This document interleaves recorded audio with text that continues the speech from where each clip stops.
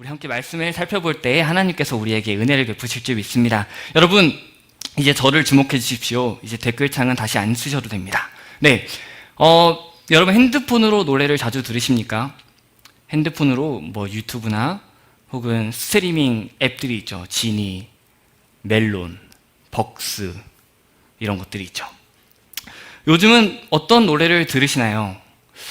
지금은 잘 모르겠지만 저희 아버지는 옛날에 예수 늘 함께 하시네를 그렇게 좋아했습니다.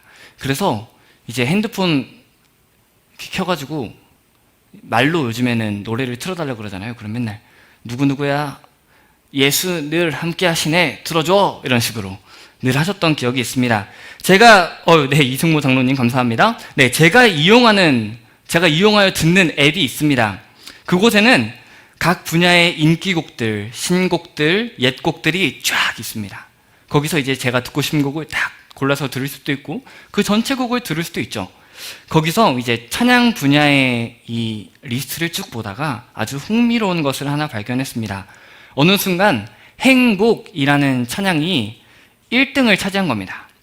그 전까지는 공감하시네 라는 찬양이 1등을 차지하고 있었는데 말이죠. 그런데 또 놀라운 사실은요, 이 행복이라는 찬양이 3년 전에 나왔다는 겁니다. 이 3년 동안은 1등의 자리도 차지하지 못했었고 이 탑 100 많은 이 찬양곡들 중에 100위 안에도 들지 못했던 것입니다. 그런 곡이 어느 순간 1등으로 쭉 올라왔던 거죠. 저는 이 현상을 보면서 요즘의 상황들을 생각하게 되었습니다. 진짜 행복한 삶을 살고자 하는구나. 이제 그 찬양에서 하나님의 자녀로 살아가는 것이 진짜 행복이라는 노래를 하고 있습니다. 그리고 행복할 일이 참 아무리 찾아봐도 적구나, 많지 않구나 라는 것을 생각하게 되었습니다. 여러분들도 아시듯 이 코로나19 시대를 지나가며 코로나 블루라는 것이 전국을 돌고 있죠. 코로나 블루가 무엇입니까? 코로나19와 우울감을 뜻하는 블루가 합쳐진 것이죠. 즉 코로나19가 퍼짐으로 인해서 그리고 코로나19의 영향으로 인해서 일상에 큰 변화가 닥치면서 우울과 무기력함이 찾아온 것을 말하고 있습니다. 어제 한 기사를 보니까요, 우울을 느끼는 국민들 그리고 불안을 느끼는 국민들의 퍼센티지가 있었습니다. 물론 그 검사를 한 분들의 한정된 것이겠지만 참 많은 것들을 생각하게 만들었습니다. 5월에 보니까요, 우울을 느끼는 국민들이 34%였다고 합니다. 그런데 9월이죠, 지금 현재는 38%로 올랐습니다. 우울감을 느끼는 분이 말이죠. 또한 불안을 느끼는 분들이 5월에 33%였고 지금은 40%가 넘는 국민들이 불안을 느낀다고 합니다. 이렇게 우울과 불안이 가득한 이 시대를 우리는 살아가고 있습니다. 얼마 전까지만 해도 그래서 우리의 아픔에 공감하시는 그 하나님을 찬양하는 그 곡이 최고 인기를 누렸는데 최근에는 행복 그 자체가 무엇인지를 노래하는 곡이 1등을 차지한 것이죠. 이는 현재 전 세계를 뒤덮고 있는, 전 세계도 전 세계지만 우리를 둘러싸고 있는, 우리가 디디고 살아가는 이 대한민국을 힘들게 하는, 불안하게 하고 우울하게 만드는 이 코로나19로 인한 어려움들을 잘 보여주는 듯합니다. 뉴스도 그렇죠. 여러분들은 어떠신가요? 코로나19 시대 여러분들은 잘 견디고 계신가요? 행복하신가요? 아니면 불안과 우울감에 휩싸여 계십니까? 오늘 우리는 사무엘상 1장 1절부터 18절 말씀을 생각해 보려고 합니다. 이 말씀 여러분들이 잘 아시는 내용입니다. 여러분들이 자주 읽으셨고 또 이 이야기, 이 한나의 이 아이를 낳는 이 이야기를 통해서 이 이야기를 가지고 우리 논문을 쓰신 우리 전도사님도 계시고요. 여러분들이 아주 잘 아는 이야기입니다. 이 이야기를 한번 생각해 보려고 합니다. 한 남편 엘가나가 있죠. 두 아내 한나와 브닌나가 있습니다. 자식이 없던 한나를 괴롭히던 브닌나가 있고요. 그 브닌나로 인해서 괴로워하던 한나가 있습니다. 그래서 괴로워서 하나님 앞에 통곡하며 기도했던 한나입니다. 그리고 그녀의 기도를 하나님께서 들으시고 한나를 기억하시고 그에게 아들을 주십니다. 이 이야기가 사무엘상 1장 전체를 흐르고 있습니다. 이 이야기는 결국 한 여인의 회복을 그리지만 한 나라의 회복도 그리고 있습니다. 사사시대에 영적으로 굉장히 어두웠던 그 시대에 한 줄기 빛이 룻기를 통해서도 그려졌죠. 그리고 또 한 줄기 빛이 하나님 나라의 희망의 빛이 이 사무엘상 1장에 그려지고 있습니다. 이 이야기를 오늘 살펴보는데 그 중에서도 특별히 한나를 살펴보려고 합니다. 네, 제가 오늘 말씀의 제목이 무엇인지를 말씀은 안 드렸죠. 이곳에서 스태프분들은 주보를 보셨겠지만, 그리고 또 혹은 다운을 받으셔서 보셨겠지만, 아직 모르시는 분들을 위해서 제목을 말씀드립니다. 내가 만약 괴로울 때면입니다. 네, 여기 주보에는 내가 만약 이렇게 되어 있지만 제가 어제 보내드린 거에는 네가 만약 이렇게 되어 있었습니다. 여러분, 이 네가 만약 혹은 내가 만약 괴로울 때면 이러면 여러분들은 무슨 말이 떠오르십니까? 내가 만약 괴로울 때면. 네, 댓글로 안 남기셔도 됩니다. 네, 여러분들 혹시 내가 위로해 줄게 이 가사가 떠오르십니까? 떠오르지 않는 분들은 굉장히 젊은 분들인 줄 알고 있겠습니다. 네, 오늘 한나에게 한 남자가 말합니다. 한나여, 네가 만약 괴로울 때면 내가 위로해 줄게 라고 말하고 있죠. 그 남자가 누구죠? 엘가나입니다. 브닌나가 한나를 격분하게 하니까 한나가 울고 먹지도 않습니다. 그러니까 엘가나가 한나에게 말합니다. 한나, 왜 울고만 있고 왜 먹지도 않고 왜 계속 마음이 좋지 않은 것입니까? 당신이 자녀가 있거나 없거나 당신은 지금 그저 지금의 모습 그대로 나에게 소중한 사람입니다 라고 위로를 합니다. 네, 윤복희 노래 맞습니다. 네, 이 말은 굉장히 스윗한 말이죠. 엘가나의 말은 굉장히 스윗한 말입니다. 당시의 가부장적인 사회에서 넘치던, 그리고 그 사회의 편견으로 가지고 있던, 한나가 아이를 낳고 못 낳고의 문제로 한나를 판단할 수 없다고 말하는 것입니다. 여자는 도구가 아니라 당연히 인격적인 존재로 대우받아야 마땅하다는 사실을 선언하는 순간입니다. 이 사회적 통념하에서 한나라는 여자를 바라본 것이 아니라 하나님의 형상으로서 한나를 인격적 존재로 대우하는 엘가나의 말이었습니다. 그런데요, 여러분, 괴로워하던 한나에게 엘가나의 이 위로의 말이 어떤 영향을 미쳤을까요? 한나가 이 말을 듣고, 오, 엘가나, 나를 있는 그대로 받아주셔서 감사합니다. 저는 당신이 있으니 충분합니다. 당신만 있으면 나는 10아들 필요 없습니다. 내가 아무리 브닌나에게 괴롭힘을 당하고 화가 나도 나를 있는 그대로 받아주는 당신이 있기에 충분합니다 라고 했을까요? 오늘 사무엘서 기자는 그 이야기를 담고 있지 않습니다. 그런데요, 적어도 앞에서 했던 말은 아닌 것 같습니다. 엘가나의 그 말로는 충분하지 않았던 것으로 보입니다. 물론 이 엘가나의 말이 한나에게 잠깐의 위로는 될 수 있었습니다. 그런데요, 완전히 충분하진 않았던 것이죠. 그 증거가 어디 있을까요? 9절에 있습니다. 9절에서 또 실로에 간 엘가나와 그의 아내들의 이야기가 나옵니다. 실로에 함께 있던 한나는 먹고 마시는 이 식사 시간이 마치고 일어났습니다. 그리고 자리를 떴습니다.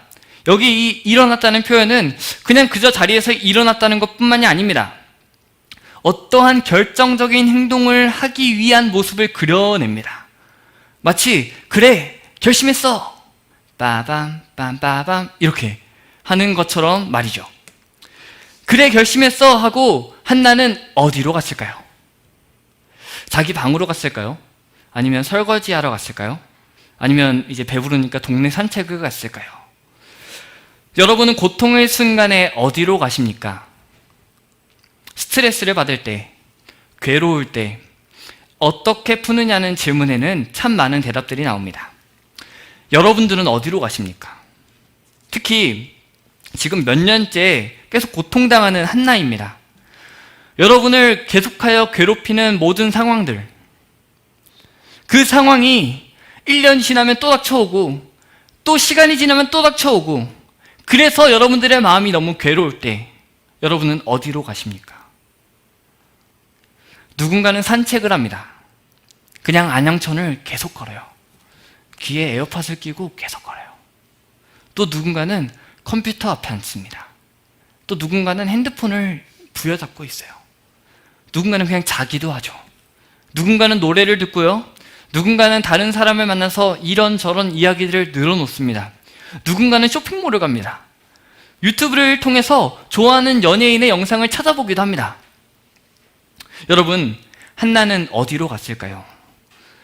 9절에 이렇게 말합니다. 그때에 제사장 엘리는 여호와의 전 문설주 곁 의자에 앉아 있었더라. 여러분, 한나는 어디로 갔을까요? 여호와의 전에 갔습니다.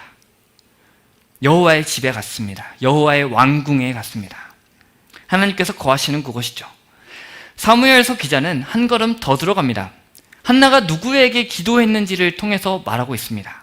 누구에게 기도했는지 이렇게 말합니다. 10절을 보니까 여호와께 기도했다고 말합니다. 12절에서는 여호와 앞에 기도했다고 말하고요. 15절에서는요, 여호와 앞에 자신의 심정을 통했다고 말하고 있습니다. 즉, 한나는 자리에서 일어나서 여호와 앞에 갔습니다. 여호와 한 분만을 섬기는 하나님의 백성이었기 때문에 어떤 문제가 생기든 그 문제의 해결의 근원이 여호와 하나님께 있다고 믿었기 때문에 여호와께 호소하러 갔습니다. 여러분, 오늘 우리가 집중하여 살펴보는 이 한나는요, 괴로울 때 너무 괴로워서 성전에 가서 여호와 하나님 앞에서 바로 그분께 기도했습니다. 그냥 기도했을까요? 통곡하며 기도했습니다. 그 마음의 괴로움이 너무나도 강하여져서 도저히 참을 수 없어서 통곡하며 기도했습니다. 그런데 통곡하였다 그래서 큰 소리를 지르며 기도하진 않았던 것 같습니다. 13절에서 이렇게 말했죠. 속으로 말하매 라고 말하는 것을 보면, 그리고 또 입술만 움직였다고 말하는 걸 볼 때 한나는 많이 계속하여 눈물을 흘리며 속으로 기도하고 있었던 것으로 보입니다. 한나는요, 밖으로 소리를 내뱉지도 못하는 그 괴로움에 있었습니다. 하나님 앞에서 마음이 너무 괴로워서 심하게 울었습니다. 그저 눈물밖에는 하나님께 드릴 게 없어서 그 눈물을 하나님께 드렸습니다. 그 심하게 울었던 그 한나의 기도를 하나님께서 들으셨습니다. 19절에 한나를 생각하셨다라고 말하죠. 하나님께서는요, 한나를 생각하시고 기억하셨습니다. 한나의 그 괴로움에서 나오는 그 통곡, 계속 흘러나오는 그 울음을 우리 하나님이 기억하셨습니다. 그리고 그에게 아들을 허락하셨죠. 그리고 그 사사시대에 영적으로 닫혀있던 그 시대를 회복시키셨습니다. 이것은 무엇입니까? 한나의 괴로움을 하나님께서 보시고, 그 괴로움으로 인하여 흘러나온 한나의 통곡을 하나님께서 보시고 그녀를 기억하시고 그녀의 상황에 반전을 일으키셨습니다. 여러분이 괴로울 때 여러분은 어디로 가십니까? 여러분의 성전은 어디입니까? 이 구약 시대에는 성전이 건물로 있었고 그곳은 하나님께서 임재하는 곳이었습니다. 그러나 오늘을 살아가는 우리에게 성전은 어디입니까? 여러분들이 있는 그곳, 하나님과 함께 동행하시는 바로 그곳이 바로 성전입니다. 여러분이 어디든 여러분들이 하나님과 마주할 수 있는 그곳이 바로 성전이며, 바로 그것이 여러분의 괴로움과 그 괴로움으로 인한 심한 울음을 내어놓을 곳입니다. 물론 우리 하나님은 사람을 통하여 위로하십니다. 그러나 여러분, 궁극적인 위로는 하나님께만 있습니다. 한나를 보십시오. 몇 년간 그녀를 괴롭게 하던 분인나, 그리고 그 괴롭게 할 때에 옆에 함께 있어 주었던 그 엘가나, 그 두 명이 그녀의 괴로움을 위로할 수 있었을까요? 브닌나에게 격분하고, 브닌나 앞에서 격분하고 엘가나 앞에서 괴로울 때에 그것으로 그 한나의 괴로움이 풀렸습니까? 전혀 아닙니다. 브닌나는 계속해서 한나를 격분하게 했고요. 남편의 아주 아름다운 따뜻한 달콤한 그 위로도 한나를 괴로움에서 벗어나게 하지 못했습니다. 그러나 한나가 식사 자리에서 일어나서 하나님께 나아가서 하나님 앞에서 통곡하며 기도할 때에 우리 하나님이 그녀를 위로하시고 또 상황을 역전시켜 주심을 우리는 볼 수 있습니다. 여러분, 이 통곡하며 라는 말을 보면 이 울었다라는 말을 두 번 사용하여 말하고 있습니다. 울었고 울었습니다. 이 말을 다른 여러 문법 장치를 통해서 강조하는 모습을 보여줍니다. 한나는 그냥 운 것이 아닙니다. 울고 또 울었습니다. 크게 울었습니다. 심하게 울었습니다. 계속하여 울었습니다. 여러분들이 울고 또 울었던, 통곡하였던 적이 언제이십니까? 너무나도 괴로워서 상황이, 지금 현실이, 내 주변의 문제들이 너무나 많아져서 이 괴로움 중에 울고 또 울었던 적이 언제이십니까? 혹시 통곡을 잃어버리시지는 않으셨습니까? 행복과 위로를 얼른 찾고 내 고통은 잠깐으로 끝내버리고 싶은, 울음의 순간조차도 갖기 싫은 그러한 적은 없으셨습니까? 혹은 함께 있으니, 다른 분들과 함께 있으니 그 앞에서 내가 통곡하면 너무 부끄러우니까 통곡하지 않고 넘어가진 않으셨는지요? 내가 울면 다른 사람들이 와서 나에게 물어볼까봐, 나의 이 수치스러운 부분이 드러날까봐 이것이 싫어서 남들 앞에서는 꾹 참고 그냥 괴로운 적은 있지 않으셨는지요?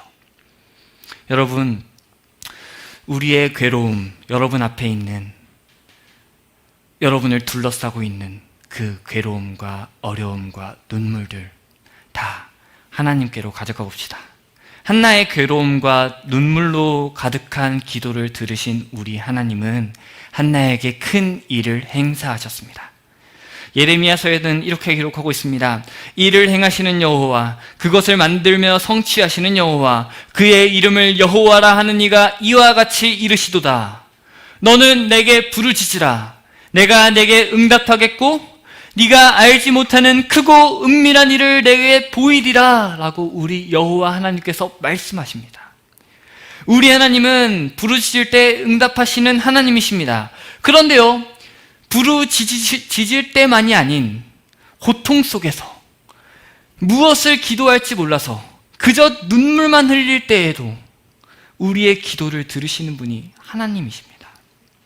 한나의 그 괴로움으로 인한 고통의 눈물을 아시는 분이 우리 하나님이셨습니다. 예수님이 산상수훈을 시작하시면서 말씀하셨던 그 8개의 복 중에 애통하는 자에게 복이 있다고 말하고 지금 우는 자에게 복이 있다고 말씀하셨습니다. 왜 그렇습니까? 그들이 위로를 받을 것이고 그들이 웃을 것이기 때문입니다. 하나님 앞에서 우는 자에게, 하나님 앞에서 애통해야 하는 자에게 하나님은 그것을 행복으로 바꾸어 주시는 줄 믿습니다. 은밀한 중에 하나님과 1대1로 마주하는 그곳에서, 그곳이 어디든 그곳에서 우리 하나님과 마주하여 그저 눈물만 흘릴지라도, 눈물만 드릴지라도 우리 하나님은 그 눈물의 이유와 내용을 아시고 여러분들의 눈물을 닦으시고 여러분들의 상황을 역전시키실 줄 믿습니다. 더 나아가서 우리에게는 영원한 소망이 있습니다. 요한계시록 21장의 말씀입니다. 새 예루살렘이 내려옵니다. 그리고 이렇게 말합니다. 내가 들으니 보좌에서 큰 음성이 나서 이르되, 보좌에서 큰 음성이 나서 말씀하십니다. 보라, 하나님의 장막이 사람들과 함께 있음에 하나님이 그들과 함께 계시리니 그들은 하나님의 백성이 되고 하나님은 친히 그들과 함께 계셔서 모든 눈물을 그 눈에서 닦아주시니 다시는 사망이 없고 애통하는 것이나 곡하는 것이나 아픈 것이 다시 있지 아니하리니 처음 것들이 다 지나갔음이로라. 아멘. 예수님께서 다시 오실 그날에 이 땅에서 우리의 눈물을 닦아주실 것입니다. 그리고 영원한 나라에서, 영원한 하나님의 나라에서 우리는 다시 눈물 흘리지 않을 것입니다. 우리는 그 영원한 눈물 닦아주심, 눈물 없음을 소망하며 그로 인해 누릴 영원한 행복을 바라보며 이 땅에서 하나님의 위로와 눈물 닦아주심을 맛보며 살아가고 있습니다. 우리 그 하나님을 마음껏 누리며 살아가시기를 소망합니다. 코로나19 시대를 살아가는 우리 사랑하는 성도 여러분, 코로나19로 인하여 여러 어려움을 당하고 괴로움을 당하고 눈물 없이는 하루도 살 수 없는 여러분, 그 고통과 괴로움과 눈물 다 하나님께 가져갑시다. 우리 하나님이 그 눈물을 닦아주시고 그 눈물을 기쁨으로 바꾸어 주실 것입니다. 여러분들의 그 눈물 자국, 하나님 앞에서 무릎 꿇고 기도할 때 흘리는 그 눈물 자국을 우리 하나님께서 희망의, 기쁨의, 행복의 발자국으로 바꿔주실 줄 믿습니다. 이 한나의 괴로움과 눈물을 보시고 들으시고 기억하신 우리 하나님이 코로나19 시대를 살아가는 저와 여러분의 괴로움과 눈물을 보시고 기도를 들으시고 기억하시고 회복시키실 줄 믿습니다. 괴로울 때 하나님께로 나오는 여러분들을 바라보시며 우리 하나님께서 인자한 아버지와 같이 맞아주시며 또 위로하여 주시고 그 위로와 회복을 얻은 우리의 삶은 행복이 가득할 줄 믿습니다. 우리 그 하나님을 기대하며 오늘도 내일도 평생에 하나님 앞에서 괴로워하고 하나님 앞에서 우는 삶을 살아내시는, 그리고 그 가운데서 하나님의 위로와 일하심을 경험하시는 여러분의 삶이 되시기를 소망합니다.